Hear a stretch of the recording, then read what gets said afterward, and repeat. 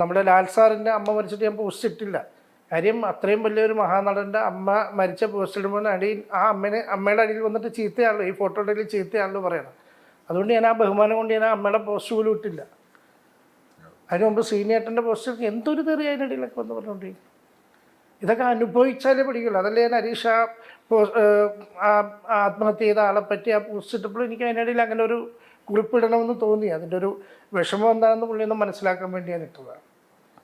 അനുഭവിക്കണം, അനുഭവിച്ചാലേ ഇതൊക്കെ പഠിക്കുകയുള്ളൂ. എല്ലാവർക്കും പിടിച്ചിരിക്കാൻ പറ്റുന്നവരില്ല. അതുകൊണ്ടാണല്ലോ അദ്ദേഹം പോയി ആത്മഹത്യ ചെയ്ത് കളഞ്ഞത്.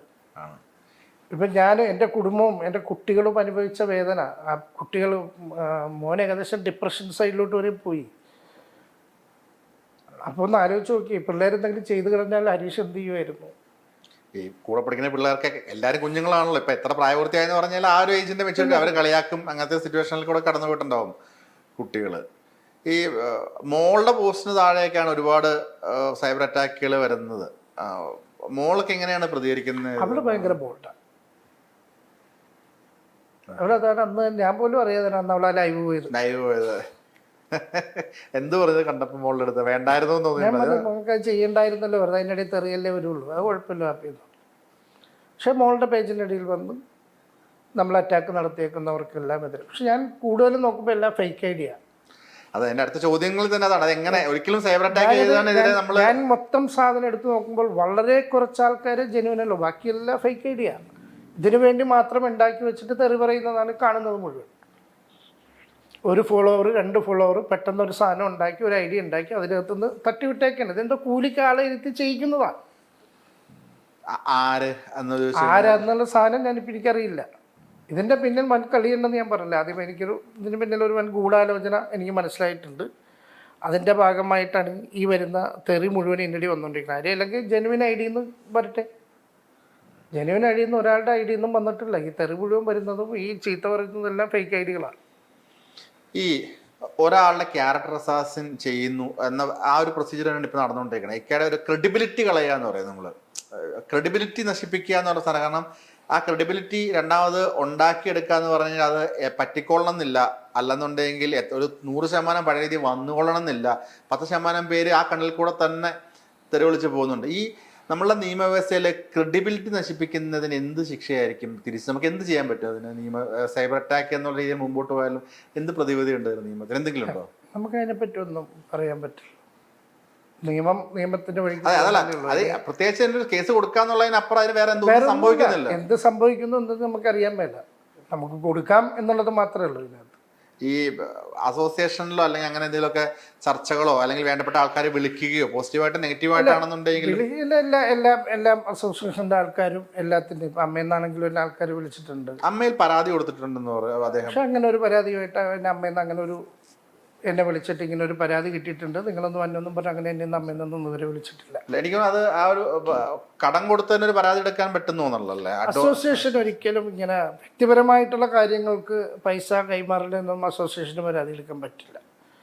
ഇപ്പോൾ ഞാനൊരു സിനിമയ്ക്ക് അദ്ദേഹത്തിന് അഡ്വാൻസ് കൊടുത്തിട്ടുണ്ട്, അല്ലെങ്കിൽ അദ്ദേഹം എനിക്ക് അഡ്വാൻസ് തന്നിട്ട് ആ പ്രൊജക്റ്റ് നടക്കാതെ ഞാൻ തിരിച്ചു കൊടുക്കാതൊക്കെ ആയിട്ടുണ്ടെങ്കിൽ നമുക്ക് അസോസിയേഷനൊക്കെ വഴി ഇടപെടാൻ പറ്റും. സിനിമ സംബന്ധിച്ചിട്ടുള്ള കാര്യമാണെങ്കിൽ അസോസിയേഷൻ ഇടപെടാം. ഇത് സിനിമ സംബന്ധിച്ചിട്ടുള്ള കാര്യമല്ല, വ്യക്തിപരമായിട്ടുള്ള കാര്യങ്ങൾ അതിനകത്ത്. ഇപ്പം നമ്മളെപ്പോഴും കാണുമ്പോൾ മഞ്ജു ചേച്ചി ഇക്കയുടെ ഒരു ബാക്ക് ബോൺ ആയിട്ട് എപ്പോഴും കൂടെ ഉണ്ട്. ഭയങ്കര ബോൾഡായിട്ടാണ് മഞ്ജു ചേച്ചി നമ്മൾ കണ്ടിട്ടുള്ളത്. ചേച്ചിയുടെ ഒരു പ്രതികരണം എന്താണ്? ഈ ആദ്യത്തെ തൊട്ടോ ഇഷ്യൂ വന്ന് പിന്നെ ഇന്ന് വരെ എന്തിട്ട് കഴിഞ്ഞാലും സൈബർ അറ്റാക്കും കാര്യങ്ങളും തെറിവിളി തന്നെ ആയിരിക്കും. അല്ല, അതിപ്പോൾ ഞങ്ങൾ ആസ്വദിച്ചു തുടങ്ങി. ഞാൻ പറഞ്ഞത് എങ്ങനെ കണ്ടോളാൻ പറഞ്ഞു. നിങ്ങൾ എന്ത് പോസ്റ്റ് വേണേലും ഇട്ടു, അടി തെറിവെന്നൊക്കെ കേട്ടോളൂ, കണ്ടു കമൻറ്റ് നോക്കാനേ നിൽക്കണ്ട. നിങ്ങൾ ആസ്വദിച്ചോളൂ എന്നാണ് ഞാൻ പറഞ്ഞത് എല്ലാവരോടും. ഞാനിടുന്നുണ്ടല്ലോ എപ്പോഴും പോസ്റ്റ്, നോക്കിയാൽ തെറിയാ, നോക്കണില്ല. എനിക്കിടാനുള്ള പോസ്റ്റ് ഞാൻ അങ്ങോട്ട് ഇടും. ഞാൻ ഇന്ന് പിന്നെ ഈ ഷാഫിക്കടെ ഇതിട്ടപ്പോൾ എനിക്ക് പെട്ടെന്ന് നോക്കിയപ്പോൾ അത് പിന്നെ എനിക്ക് ഭയങ്കര വിഷമമുണ്ടായി. ഹരീഷ് കടാനുമായിട്ട് ഏറ്റവും അടുത്തുള്ള ഷാഫിക്ക. ഇടുന്നവർക്ക് എന്താ കഥ എന്ന് പറയാൻ പാടുള്ളത്? ഇട്ടാ വാദക്ഷ പോസ്റ്റ് ഇട്ടു, എന്താ തെറി വിളിച്ചേക്കാം. ഇങ്ങനെ വിളിക്കുന്നവരുണ്ട്. കഥ എന്താന്ന് കഥ അറിയാതെ അടങ്ങാൻ ഒരുപാട് ആളുകളുണ്ട്, തെറി വിളിക്കാൻ വേണ്ടി മാത്രം ഉള്ളവര്. ഈ മറ്റൊരു കാര്യം, ഇപ്പൊ ഇക്ക തന്നെ പറഞ്ഞു ഒരു ഗ്യാപ്പ് വന്നു ഇക്കയുടെ സിനിമകൾ. ഞാൻ കാണുമ്പോഴൊക്കെ 8ഉം 10ഉം സിനിമകൾ ഒരേ സമയം പൊക്കോണ്ടിരിക്കുന്ന ഒരു ബാദുഷ ഞാൻ കണ്ടിട്ടുണ്ട്. ബാദുഷ ഞാൻ എത്ര വർഷമായിട്ട് എനിക്ക് അറിയുന്ന ആളാണ്.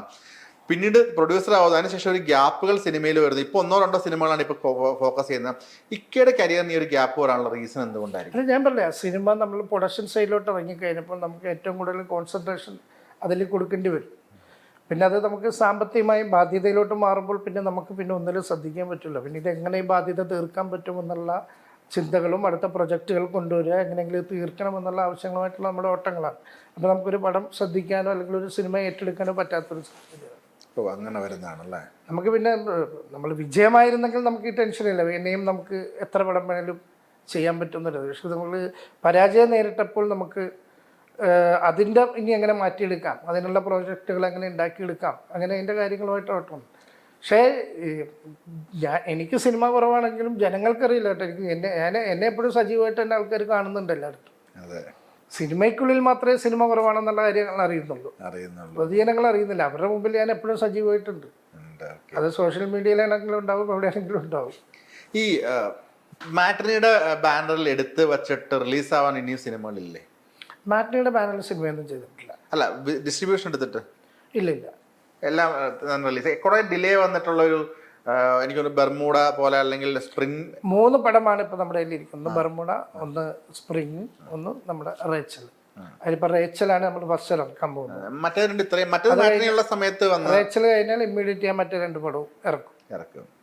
ഈ ഒരെണ്ണം ഇറങ്ങാൻ വേണ്ടി ഞാൻ കാത്തിരിക്കുന്നത്. ഇത് കഴിഞ്ഞ് ഞാൻ പടപട ബാക്കിയുള്ള എല്ലാം തീർക്കും. പുതിയ പ്രോജക്റ്റുകൾ 3-4 നീക്കി വെച്ചിട്ടുണ്ട്.